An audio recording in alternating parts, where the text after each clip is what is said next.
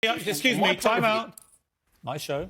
Your show. Here's my point. My point about Meghan and Harry. They say all this stuff without producing any evidence. And you wouldn't let me finish. It. But you wouldn't let me finish. I've already just explained to you. Covert racism is racial prejudice that is subtle and discreet. But you and have to prove it. Now, hold on a second. No, but this you is this pull that card this out. is the issue. You can't say my son wasn't made a friend because of his skin colour.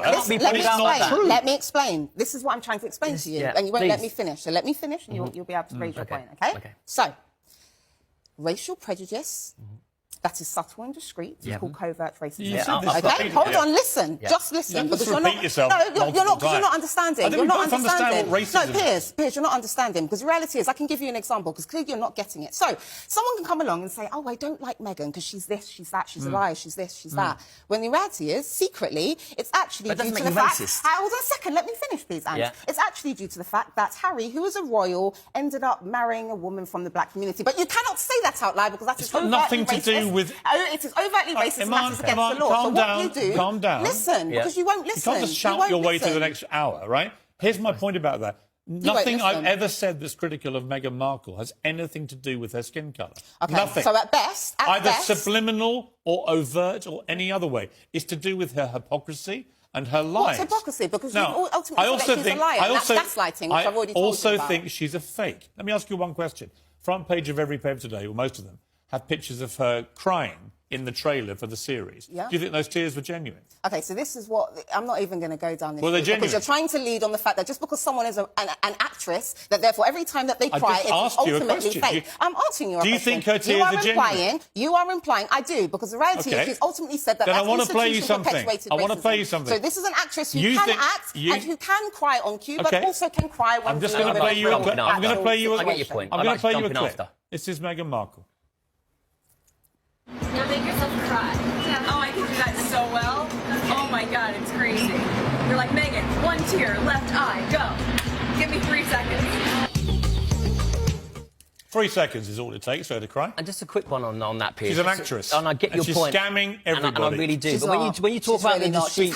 When you talk about discreet racism... out in the cold, this is how institutionalised racism works. When you dare to go up against an institution due to the fact that they're perpetuating racial prejudice, what usually happens is they get left out in the cold and they end up having to find solace in the media, in finding money to survive. Do you not think people manipulate that because it can't be proven? And you don't think that people are racially prejudiced and are trying to pretend that it's something other than racial prejudice? But do you not think people use that card as well in a vindictive and a manipulative way? And do you not think that people are racially prejudiced and are trying to... But do you not see my point of view? Time out. I do. Can you stop? I do. I see that. Don't just talk over each other. Iman, look at the front pages there, which is when their engagement was announced. Yeah. Where's the racism?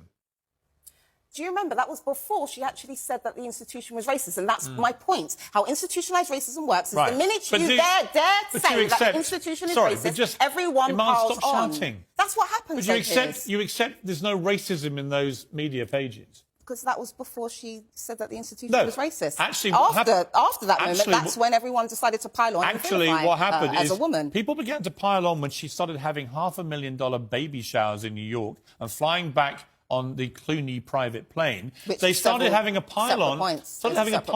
When they used Elton John's private plane like a taxi rank whilst preaching about carbon footprint. They had another pile-on when they had other huge extravagant events they went to, and then when they're preaching about poverty on their Twitter account. Time and again, they were caught being rankly hypocritical.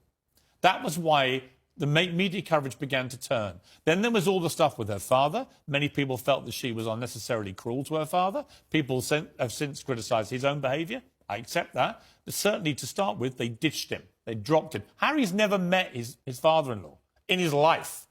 You know, he proposed marriage to this girl knowing what's going to happen and then doesn't do anything to protect the father at all. And so now she's disowned him. What kind of people put compassion on their website, as they do, as being at the centre of their core being, when they live 70 miles away from this guy who has not got long for this world, he's in poor health, all he wants to do is meet his grandchildren, and she won't have anything to do with it?